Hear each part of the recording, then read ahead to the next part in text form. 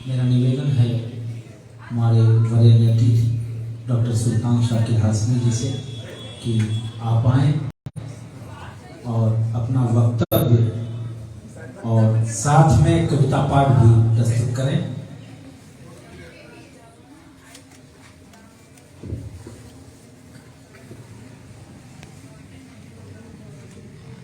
तालियां।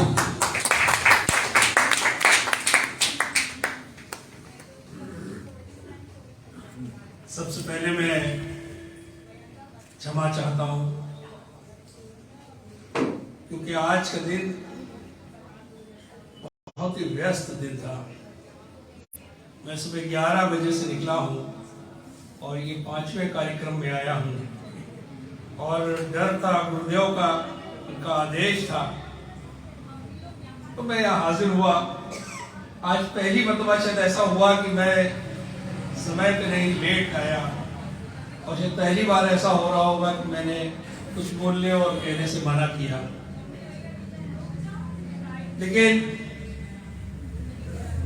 प्रोफेसर आदरणीय वी.जी. गोस्वामी जी, जिनका मैं दिल से सम्मान करता हूं, वो विधि के तो ज्ञाता थे ही, है ही, लेकिन साहित्य में जिस तरह से उन्होंने जितनी तेजी से अपना मुकाम बनाया, लखनऊ में इतनी तेजी से किसी साहित्यकार को स्वीकार नहीं किया जाता।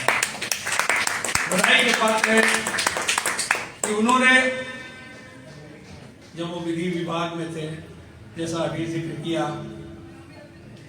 कि साहब उन्होंने कवि सम्मेलन का आयोजन किया।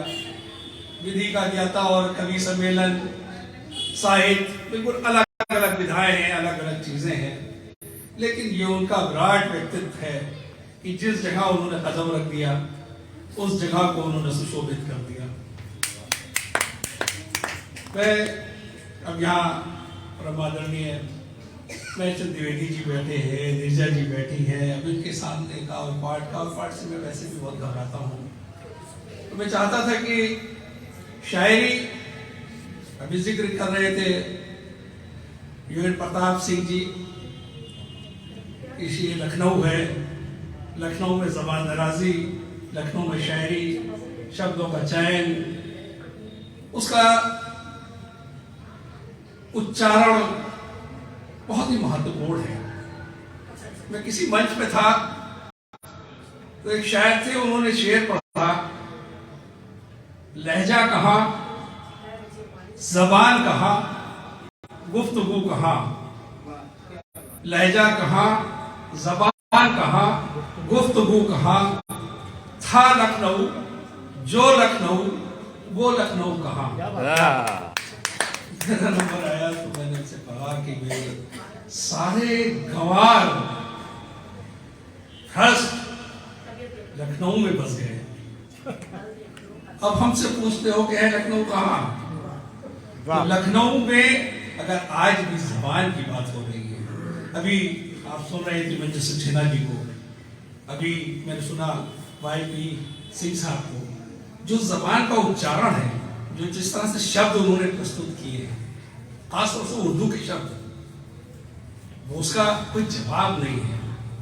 और जब आप किसी भी भाषा का इस्तेमाल कर रहे हो, उसका उच्चारण ठीक ना हो, उस जबान के बारे में आप जानते ना हो और उस विधा को भी ना जानते हो और उसके आप कवि कहलाए, उसके आप साहित्यकार कहलाए, ये तो कोई, मैं तो बहुत मंचों पे जाता हूँ और कैसी कैसी जबानें मुझे सुनने को मिलती हैं, तो मुझे जब भाषा कोई उल्टी सीधी या इस तरह के इस्तेमाल करता है तो लगता है कोई कंकड़ और पत्थर मार रहा है। लेकिन ये खूबसूरत जबान अभी मैं इसे सुन रहा था, मुझे किसी शायर का याद आ रहा था कि तुमसे मिलती जुलती आवाज कहाँ से लाऊंगा, तुमसे मिलती जुलती आवाज कहाँ से लाऊंगा, और ताजमहल बन जाए गरचे मुमताज कहाँ से लाऊंगा। तो खूबसूरत शायरी जब सुनते हैं, देखते हैं तो अच्छा लगता है। मैं बहुत ही अभिभूत हूँ यहाँ गुरुदेव के यहाँ हाजिर होके, इनकी बेहतरीन शायरी मुझे इतनी देर में सुनने को मिली है। वो क्यों ना हो, यहाँ मानतलक जी बैठे हैं, पदक जी बैठे हैं, मनीष जी हैं और शिव मंगल सिंह मंगल जी हैं। अभी मैंने मुकेश जी को सुना तमाचा लखनवी जी को सुना, राही जी को सुना, दिवेश जी को सुना और ऊट पटाख तक को सुना। तो अब बताइए शायरी द्विवेदी जी को सुना। तो इतनी अच्छी शायरी यहाँ प्रस्तुत हो रही है, तो देख के लगता है कि मंचों का भी जो स्तर कह रहे थे कि वो गिर रहा है, लेकिन जो संगोष्ठियां हैं उसमें आज भी चीजें जो है वो कायम है। जी याद है कि एक कोई फिल्म बन रही थी, किसी डायरेक्टर ने नौशाद से कहा कि ये एक पंक्ति है, हम चाहते हैं इस पर कोई गीत लिख दे और ये गीत हमारी फिल्म का गीत होगा। कौन लिख सकता है? नौशाद ने कहा कि ये गीत इस पे मजरू सुल्तानपुरी लिख सकते हैं। तो नौशाद के साथ मैं एक पंक्ति, यानी एक शेर तो बहुत बड़ी चीज हो गई, एक पंक्ति का महत्व आपको बता रहे हैं। उस पंक्ति को लेके मजरू सुल्तानपुरी के पास गए और डायरेक्टर ने उसे कहा कि मैं चाहता हूं कि आप इस पे गीत लिख दीजिए। सुल्तानपुरी मजरू ने मना कर दिया, ये तो ये शायर बहुत बड़ा है, फैज अहमद फैज, इसकी पंक्ति में हम लिखेंगे तो मेरा महत्व कम हो जाएगा, और दूसरे जो मैं इससे अच्छा कह सकता हूं तो मैं इस पे शायरी क्यों करूंगा। लेकिन निर्देशक ने कहा कि नहीं, मुझे तो इसी पे चाहिए और इसी पे आपको लिखना है। जो वो नहीं माने तो वो उन्होंने मना कर दिया कि नहीं, मैं नहीं लिखूंगा। उन्होंने नहीं, लिखना तो लिखेंगे तो आप ही को लिखना पड़ेगा इसको। तो मजरू जो है वो नौशाद को किनारे ले गए कि किस पागल आदमी को ले आए, मैं मना कर रहा हूं कि मैं नहीं लिखूंगा, ये कह रहा नहीं आप ही को लिखना है। तो मजरू ने कहा भाई इस पे धुन बनवा चुके हैं और इसी पंक्ति भी बनवा चुके हैं, और ये चाहते हैं कि आप लिख दे, आप लिख देंगे तो वो मेरी धुन भी कारगर हो जाएगी और ये बात भी रह जाएगी। उनका नहीं, मैं नहीं लिखूंगा। चलिए मैं देखता हूँ, मैं मना करने का तरीका बदल देता हूँ ताकि इसको बुरा भी ना लगे और हमारा काम भी हो जाए। तो बाहर आकर उन्होंने कहा कि मैं लिख तो दूंगा लेकिन मैं इसके 50,000 रुपए लूंगा इस गीत के। इस पर 500,000 रुपए में गीत लिखे जाते हैं। डायरेक्टर ने फॉरवर्ड निकाल के चेक रख दिया, कहा 51,000 रुपए लीजिए इसमें। अब मजरू फंस गए और वो उन्होंने गीत लिखा। वो पंक्ति थी कि तेरी आंखों के सिवा इस दुनिया में रखा था।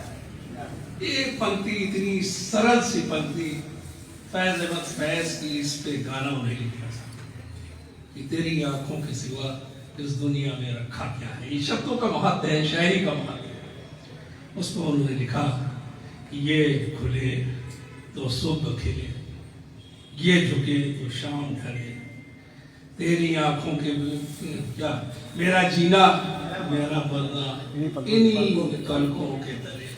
वो गाना इस कदर हिट हुआ, उसी ने उस फिल्म को कमाई कराई, उसी फिल्म को चलने का एक वो जरिया बना।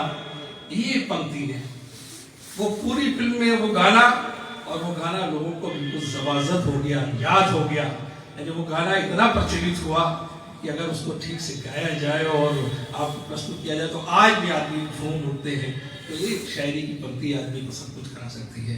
खैर चूंकि बहुत वक्त हो गया है और फिर महेश जी को हम लोगों को सुनना है, तो मैं 2-3 शेर आपको सुना रहा हूँ कि अजदाद से हम अपने बगावत नहीं करते।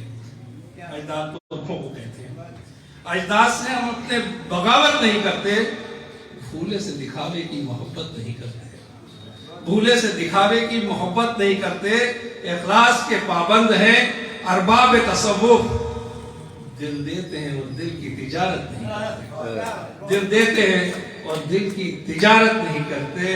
और हर मोड़ पे मजलूम के हमराह मिलेंगे, हर मोड़ पे मजलूम के हमराह मिलेंगे। हम जब्र तशद्दुद की हिमायत नहीं करते, हम जब्र तशद्दुद की हिमायत नहीं करते। तो 2-3 दोहे, चूंकि अब यहाँ मनीष जी बैठे हैं, वो दोहे पढ़ रहे थे, 2-3 दोहे मैं सर के सामने कोशिश कर रहा हूँ पढ़ने की। आप देखें कि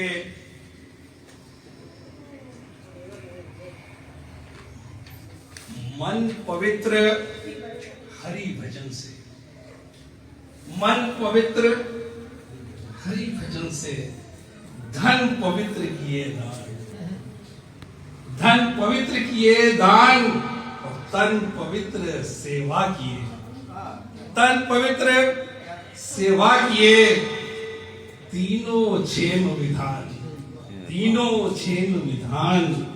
और दूसरा देखें कि हाथ कपे टूटे दशन, केश हो गए श्वेत।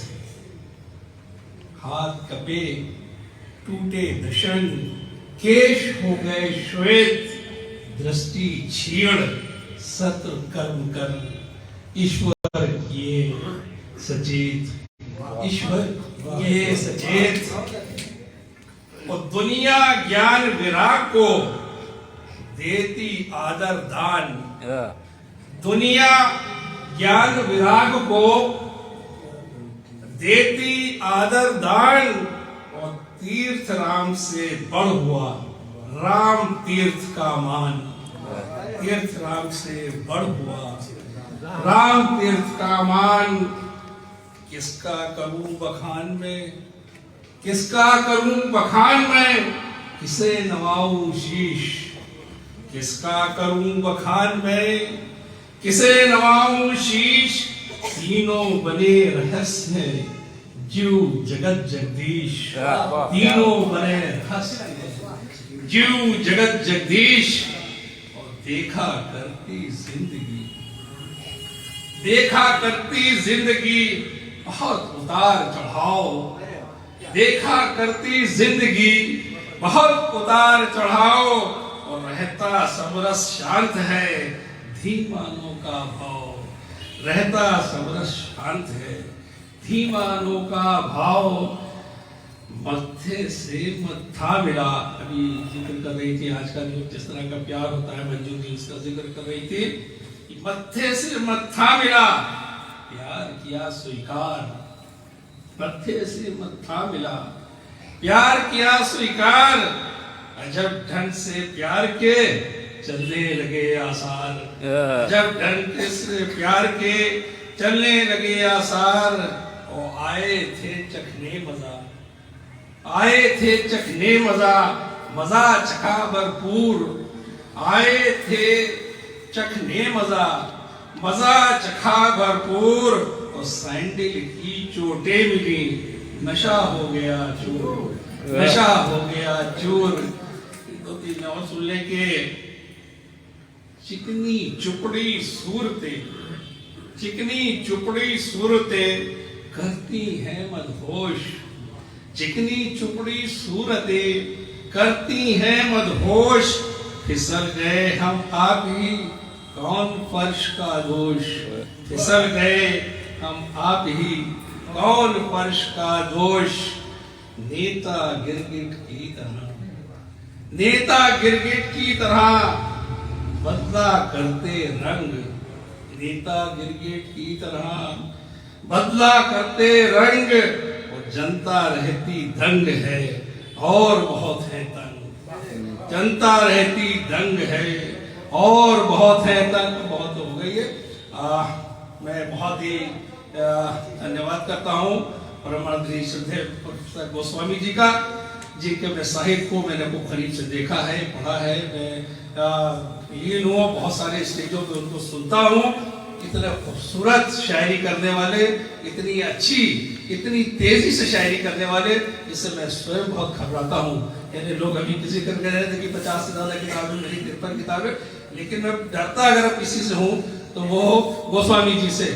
मुझे लगता है कि इतनी जल्दी वो रिकॉर्ड तोड़ेंगे और 100 किताबों के वो लिखे। जिस तरह उन्होंने विधि में उनकी किताबें किसी धर्म ग्रंथ की तरह जो है वो पूजी जाती हैं, पढ़ी जाती हैं, उसी तरह उनका साहित्य जो है वो बहुत जल्द मुझे बहुत सारा, ढेर सारा साहित्य वो हिंदी भाषा के भंडार को उनका साहित्य भरेगा। मैं दिल की गहराइयों से उनका बहुत आभारी हूँ। उनके प्रति मैं आभार प्रकट करता हूँ कि उन्होंने साहित्य के भंडार को जिस तेजी से उन्होंने भरा है और उनका जिस तरह से सारे जो उनका था, हम सब के श्रद्धेय परम आदरणीय जिनका अभी यहाँ जिक्र किया गया, डॉक्टर रंगनाथ मिश्र सत्य जी, इनके बेटे को अभी